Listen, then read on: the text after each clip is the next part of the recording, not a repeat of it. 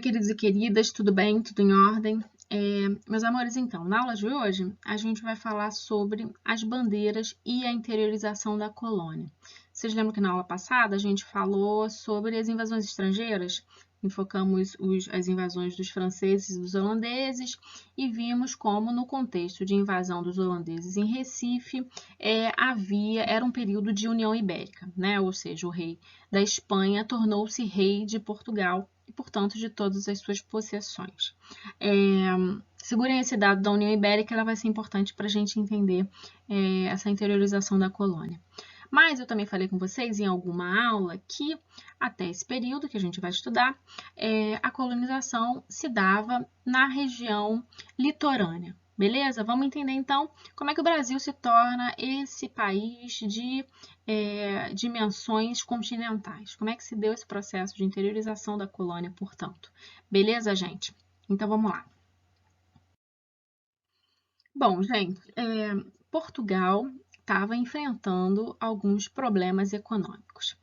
Um dos fatores para esse problema econômico foi o fato de, quando os holandeses são expulsos de Recife, eles vão até as Antilhas e começam a produzir açúcar nessa região, né? Portanto, esse açúcar antilhano vai concorrer com o açúcar brasileiro. Isso já não vai ser maneiro para Portugal, né? Outro fator que vai gerar uma crise econômica em Portugal vai ser a perda de possessões no Oriente e na África, né? Então, a Companhia das Índias Orientais vai tomar alguns territórios de Portugal nessas regiões. Lembrem-se que aqui na colônia portuguesa havia uma produção intensa de açúcar que demandava uma mão de obra escravizada, né? Então, quando a Companhia das Índias Orientais chegam e tomam essas possessões na África, isso vai gerar um problema para Portugal e nesse abastecimento de mão de obra na colônia, certo? Isso vai gerar uma crise econômica em Portugal, como eu falei, e, portanto, a coroa passa a estimular a procura por metais preciosos na colônia, como uma forma de reverter um pouco essa crise econômica. Muito bem. Vai ser chamado de entradas essas expedições oficiais, né, a mando da coroa portuguesa ou da administração colonial, essas expedições para explorar o interior da colônia. Vai ganhar o nome de bandeiras. Mas não, vai ganhar o nome de entradas, desculpa, gente. As bandeiras, elas não vão ser necessariamente, não vão ser expedições oficiais, vão ser expedições levadas a cabo por particulares paulistas, tá? E vão ser expedições armadas. Um dos objetivos dessa expedição vai ser a busca de índios para escravização, o combate às revoltas indígenas, a destruição de quilombos e, como eu falei, que a coroa estava estimulando, né, a procura por metais preciosos, beleza? Muito bem. Bom, gente, vamos entender um pouquinho por que os paulistas os bandeirantes de São Paulo acabam interiorizando, né, indo para regiões do sertão. O que hoje a gente chama de São Paulo era a vila de São Paulo de Piratininga. E essa região era baseada numa agricultura de subsistência, tá? Tinha pouquíssimos engenhos. Lembrem-se que o eixo econômico dessa colônia vai estar centrado no Nordeste, né? Que tinha muitos engenhos de açúcar, engenhos muito numerosos, né? Que rendiam uma boa grana para Portugal. Muito bem, agricultura de subsistência, né? Uma região pobre, poucos engenhos de açúcar. Nessa região havia uma grande interação, né, com os grupos indígenas. Tanto que o tupi vai ser uma língua que vai ser falada nessa região até o século XVIII. Então, essa é uma sociedade composta por brancos e indígenas, mas, sobretudo, pelo cruzamento desses dois grupos, né, desses dois agentes, né, entre os brancos e os indígenas, que vai acabar criando esses mamelucos, né, que são fruto desse cruzamento dos brancos com os indígenas, tá bom? Então, havia muito mameluco nesse povoado. Muito bem. Então, Como havia poucas possibilidades econômicas nessa vila e uma certa autonomia dessa região, até porque ela não rendia muito lucro para Portugal, esses paulistas, esses bandeirantes, eles vão começar a adentrar o interior em busca do que eu falei, né? Metais preciosos, indígenas para serem escravizados e levados até essa região para trabalharem, né? Lembrem-se, gente, esses indígenas escravizados, enquanto houve escravidão, houve resistência. Eu também falei isso para vocês para o caso da mão de obra, para o caso da escravização dos africanos. Esses indígenas também vão se rebelar, tá? Eles não vão aceitar passivamente a escravidão. Eles eram levados para essas regiões para trabalharem nos engenhos, poucos que haviam, na lavoura, mas também ajudar nas atividades, nos serviços, né, nesse povoado, enfim. Então é isso, certo? Entenderam por que são os bandeirantes, por que essas pessoas estão adentrando essa colônia? Beleza. Qualquer dúvida, depois vocês me falem. Muito bem, gente. Vão ter alguns tipos de movimento desses bandeirantes. Então, vão ter as bandeiras de apresamento, né, que se dão, sobretudo, entre 1629 e 1650, e essas bandeiras elas visavam a captura de indígenas para serem escravizados. Vejam, é um contexto de União Ibérica, né, e já que é um contexto de União Ibérica, né, associação do Reino de Portugal e Espanha, o Tratado de Tordesilhas, né, que separava as possessões portuguesas das possessões espanholas, meio que cai por terra, concordam? Então, isso vai ajudar um pouco nesse processo de interiorização da colônia. Muito bem. Essas expedições de apresamento, elas vão contar com maioria de mestiços dos mamelucos, como eu falei para vocês, indígenas, mas sobretudo mamelucos, e em terceiro plano, alguns brancos, beleza? Eles se baseavam para justificar, de certa forma, o aprisionamento dos indígenas na ideia de guerra justa. Guerra justa era uma visão de que cabia a escravização de indígenas para aqueles que não aceitavam a conversão. Acaba que essa justificativa também vai cair por terra, porque muitos bandeirantes eles vão invadir missões jesuítas para aprisionar esses indígenas. Tá? Então, vocês sabem, as missões eram alguns povoados, né, que têm a liderança dos jesuítas, mas composto por indígenas que visavam a evangelização desses indígenas, a catequização desses indígenas. Esses indígenas trabalhavam nessas missões, né? Fosse buscando as drogas do sertão para serem comercializadas por esses jesuítas, fosse trabalhando na lavoura, sei lá, criando gado, né? Enfim, esses indígenas eles trabalhavam nessas missões.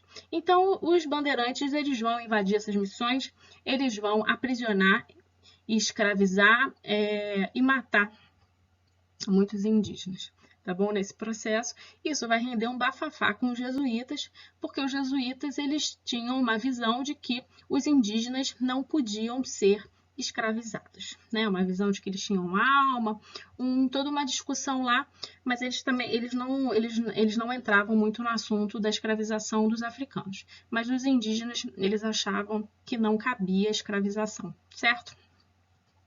Muito bem. Outro tipo de bandeira, gente, as bandeiras de prospecção que vão se dar entre 1650 e 1700. Essas bandeiras, elas vão buscar metais preciosos, certo? Vão se voltar para o que hoje são os estados de Minas Gerais, Mato Grosso e Goiás, e através dessas bandeiras que se encontram mesmo esses minérios nessa região. Né? A mineração a gente vai trabalhar na próxima aula, mas isso que leva a esse processo de prospecção desses metais em Minas Gerais que a gente vai trabalhar. esse processo vai render essa expansão territorial, porque conforme os bandeirantes eles estão adentrando a colônia, tem a necessidade da fundação de alguns povoamentos, né? Porque vocês imaginem, se encontra minério, as pessoas também começam a fluir para essas regiões, você tem que produzir alguns produtos, né? Cultivar alguns produtos, você acaba formando um mercado interno, né? Ou até você precisa criar também vilas como lugar de passagem dessas bandeiras, né? Dessas expedições. Então, nesse processo, tem a criação de povoados, tá bom? Muito bem. Tem as monções, outro tipo de bandeira, que são as expedições fluviais para abastecer os povoados que surgiam no interior, como eu falei, capturar indígenas e buscar metais preciosos, tá bom? Então, ao invés de irem em cima de mulas, né, de burros, sei lá, de animais né, essas expedições vão seguir o curso dos rios. E um fator importante, gente, como eu falei para vocês, essas expedições elas eram compostas sobretudo por mamelucos, né, e indígenas. O conhecimento para adentrar essas matas era um conhecimento sobretudo indígena. Então, os indígenas vão ser muito importantes nesse processo. Os mamelucos, né, eles não vão usar as armas europeias, né, porque elas enferrujavam nesse processo, vão usar arco e flecha dos indígenas, vão aprender a se localizar na mata, descobrir alimentos, né, se proteger dos animais silvestres a partir dos conhecimentos dos indígenas. Então, eles vão ser muito importantes, tá, nesse processo de interiorização. E para vocês verem como havia uma relação entre grupos indígenas e esses bandeirantes. Os grupos indígenas que estavam sem serem os escravizados, mas os que estavam por livre e espontânea vontade, eles estavam também porque havia, como eu falei com vocês, havia rivalidade entre grupos indígenas. Então, para eles era positivo, às vezes, conquistar outros povos, guerrear com outros povos. Eles também usavam os colonos para buscarem alguns benefícios para si, tá bom? Mas é um momento de escravização de muitos indígenas, tá bom? Mas só para vocês complexificarem um pouco esse processo, por isso que eu estou falando isso. E um outro tipo de bandeira vai ser o sertanismo de contrato, que são os bandeirantes que vão ser contratados para combater quilombos e revoltas indígenas. Um dos mais importantes desses bandeirantes do sertanismo de contrato vai ser o Domingos Jorge Velho, que vai, depois de 100 anos, né, e de várias incursões para derrotar o quilombo dos Palmares, ele vai ser contratado e ele vai conseguir, de fato, destruir o quilombo. Tá bom, gente? Bom, um outro fator importante para a interiorização da colônia vai ser a pecuária, né? Principalmente para a ocupação das regiões do Sertão do Nordeste e das Campinas do Sul. Como vocês sabem, eu falei isso para vocês um pouco quando eu tratei dos engenhos de açúcar, o gado vai ser um elemento importante nesse processo de beneficiamento do açúcar, seja ajudando lá na moenda, né, a movimentar aqueles artefatos lá do engenho, ou levando a cana até a região do beneficiamento, o gado vai ser importante. Só que num dado momento vai haver um crescimento muito grande desse gado, né?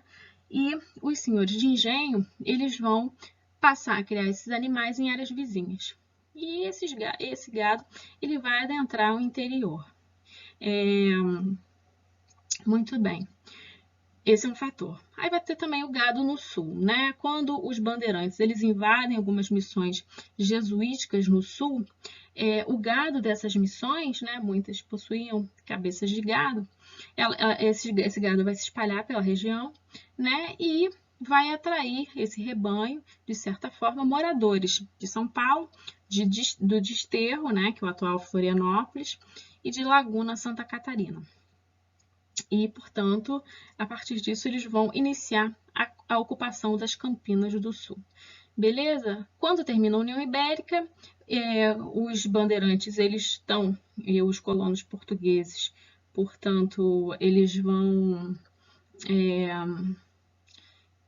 se inserir nas terras que antes, que vão ser da Espanha, né? Porque quando você tem o fim da União Ibérica, você volta com o Tratado de Tordesilhas, de certa forma, né? Não, peraí, isso aqui era possessão minha. Isso vai render uma série de tratados entre essas duas coroas, a coroa de Portugal e a coroa da Espanha, tá? Mas a verdade é que a União Ibérica facilita esse processo de interiorização da colônia. Show? Bom, gente, para terminar, eu trouxe para vocês essas duas imagens. Essas imagens estão em São Paulo. São imagens de bandeirantes, né? De uma excursão de bandeirantes, né? Aquela segunda, e a primeira é a estátua do bandeirante Borba Gato. Não sei se vocês estão acompanhando o babado atual, essas discussões a respeito da derrubada de algumas estátuas. Foi derrubada uma estátua de um contrabandista de africanos, se não me engano, na Inglaterra.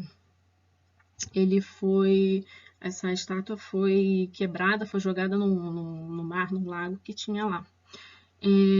Enfim, isso tem rendido umas discussões aqui no Brasil a respeito dessa figura do Borba Gato, né? Devemos destruir ou não essa estátua?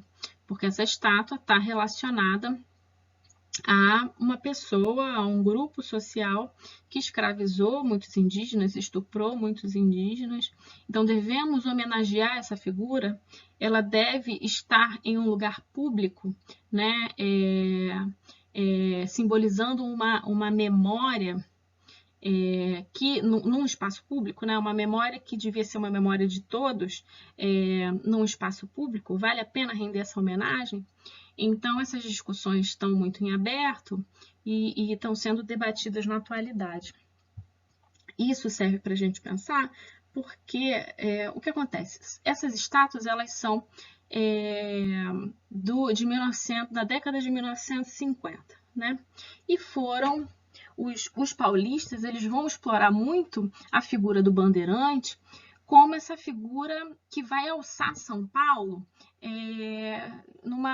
com um destaque na cena nacional. Então, os paulistas, eles vão valorizar muito a figura do bandeirante como as pessoas que interiorizaram o país, que de certa forma criaram ou foram responsáveis por esse traço geográfico continental que o Brasil tem.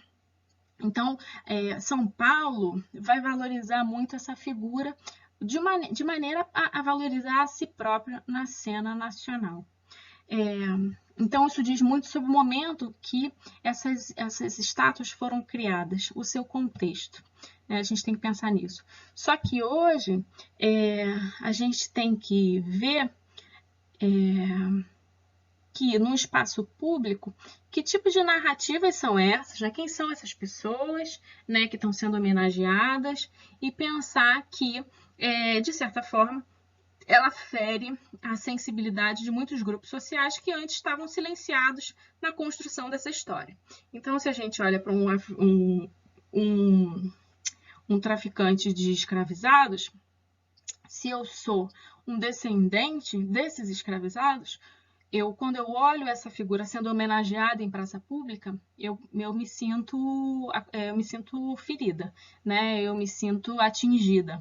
Né? Quando o indígena olha a figura do Borba Gato sendo homenageado em praça pública, né? Ele pode se sentir, e ele deve, né? É difícil não se sentir também atingido. Então, para a gente pensar, né? A gente pensar sobre essas discussões, porque elas são importantes nesse contexto e, portanto, elas são importantes para vocês, porque estão falando sobre nosso contexto e pode ser que isso caia na prova. Então, gente, eu deixei para vocês, aqui no final do PowerPoint, primeiro, um documentário sobre os bandeirantes, tá? Esse segundo, e uma historiadora que vai falar sobre essa discussão das derrubadas das estátuas, tá? Derrubar estátuas é apagar a história? Isso é uma justificativa de muitas pessoas contra essa derrubada das estátuas, mas ela reflete sobre isso, tá? Leiam, então, a apostila do curso, módulo 1, página 137 e 138, e qualquer dúvida, tá bom? Estou no Facebook para tirar as questões de vocês. Um beijo, meus queridos. Fiquem bem.